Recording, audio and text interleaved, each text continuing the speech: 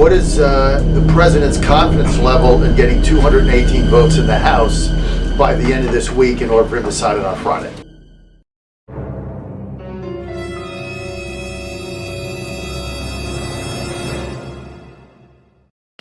On a scheduling note, tomorrow, President Trump will travel to the great state of Florida to attend the opening of a new illegal alien detention center located at Dade Collier Training and Transition Airport alongside Secretary Kristi Noem, Governor Ron DeSantis, Congressman Byron Donalds, and other state and local leaders. We hope to see many of you there. The facility is in the heart of the Everglades and will be informally known as Alligator Alcatraz.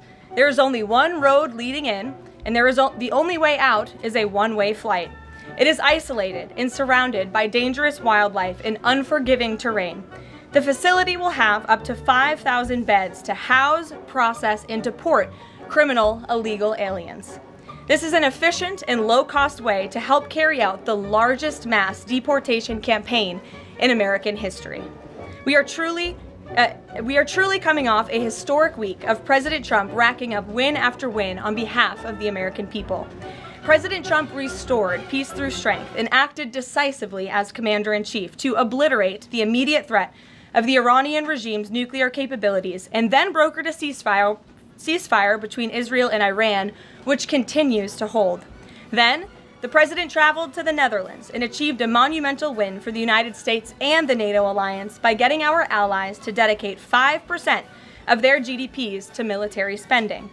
As a result of President Trump unleashing American energy dominance, summer gas prices are at the lowest they have been in 4 years, heading into the July 4th week. And with the incoming Trump economic boom, the stock market continues to roar back, with the S&P 500 and the NASDAQ both hitting record highs. And on this point of an economic boom, I bring to you original correspondence from the President of the United States to our Fed Chair, Jerome Powell. As the President has consistently stated, the American economy is booming. And there were so many economic analysts who said that this president's policies would drive our economy down, when in fact we have seen the opposite. We've seen a massive deregulation campaign take place.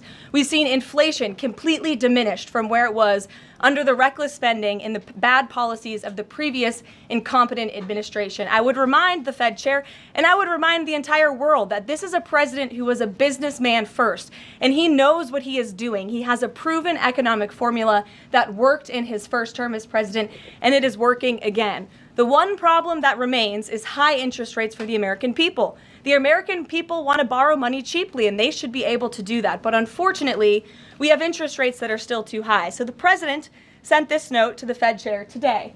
And if you look at this chart, this is a chart of all of the interest rates of many countries throughout the world. At the top is Switzerland. They're only paying a quarter for interest rates. Cambodia, Japan, Denmark, Thailand, Botswana, Barbados, Taiwan, Bulgaria, Cuba, Sweden, Morocco, Cabo Verde, South Korea, Algeria, Canada, Albania, Libya, Malaysia, China, New Zealand, Trinidad and Tobago, Czechia, Bolivia, Australia, Costa Rica, the Bahamas, Kuwait, Papua New Guinea, Bosnia, United Kingdom, and the UAE are all paying lower interest rates than the United States of America, which has one of the hottest and strongest economies in the world.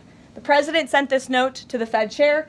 It says, "Jerome, you are as usual too late. You have cost the USA a fortune and continue to do so. You should lower the rate by a lot. Hundreds of billions of dollars are being lost, and there is no inflation." And the president is right. There is historically low inflation thanks to his policies. And we will continue to drive down the cost of living in this country for Americans. We will continue to deregulate. And it's also incredibly important that we pass this one big, beautiful bill, which is the largest tax cuts in American history.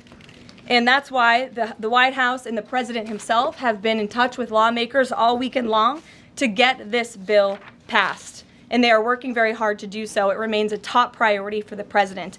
And this bill has exposed the clear differences between Republicans and Democrats in 2025. The Democrats are doubling down on craziness and radical policies that are undermining the very fabric of our country. Just look at the Democrat nominee for New York City Mayor, Zohran Mamdani. He's a Democrat socialist, really a communist, who proudly calls to defund the police, peddles anti-Semitism, praises pro-Hamas groups, wants Israel abolished, and believes wealthy Americans should not exist. Those are his words, just as recent as this weekend. Meanwhile, under President Trump's leadership, Republicans are fighting tirelessly for everyday middle-class working Americans who re-elected this president, and we're carrying out a revolution of common sense, and all of that is packed into this one big beautiful bill. It delivers the largest middle and working class tax cuts in U.S. history. It keeps America safe by funding the largest ever one-time investment in border security. It's enough to reverse the Biden border invasion. And every single Democrat is against that, against securing our border and deporting millions of criminal illegal aliens. The One Big Beautiful Bill also strengthens and protects Medicaid benefits, despite what Democrats are saying, for eligible American citizens who rely on it, like pregnant women, children, seniors, and people with disabilities, by eliminating waste, fraud, and abuse that threaten to destroy this program that was intended for the most vulnerable in our society. And every single Democrat in Congress is against rooting out that waste, fraud, and abuse, in blocking the 1.4 million illegal aliens who are currently improperly receiving these benefits that should be going to American tax-paying citizens. The Democrats in Congress are more concerned with defending illegal aliens than they are hardworking Americans. And the Big Beautiful Bill also revitalizes our military and enhances our defense capabilities, protects our country from emerging new threats by funding a cutting-edge missile defense system called the Golden Dome. And as we all know, the One Big Beautiful Bill makes the Trump tax cuts permanent.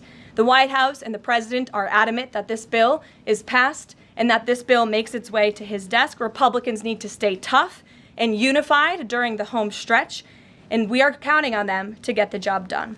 So with that, we will take up questions. John Fredericks is in our new media seat today. John, thanks for being here. We'll kick it to you. Thank you, Karoline. Let's get to the One Big Beautiful Bill first. It Sure. appears now you're going to get at least 50 votes in the Senate. There'll be some amendments.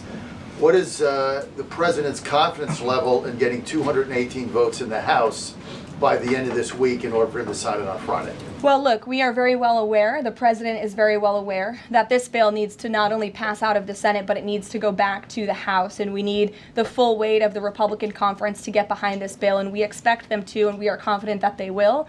The president has been working hand in hand with Senate Majority Leader Thune and also our House Republican leader, or the Speaker of the House, Mike Johnson, both of whom will be at the White House today to meet with the president yet again. I believe they were here this morning, actually. I have one follow-up. Sure. You outlined Jerome Powell and the note that the president just sent to him. There are many who believe that Powell has been politicized in a lot of different ways. The president has not been shy about acting on things that he believes in. Why not just fire Jerome Powell and put in somebody that is going to lower rates? Why wait?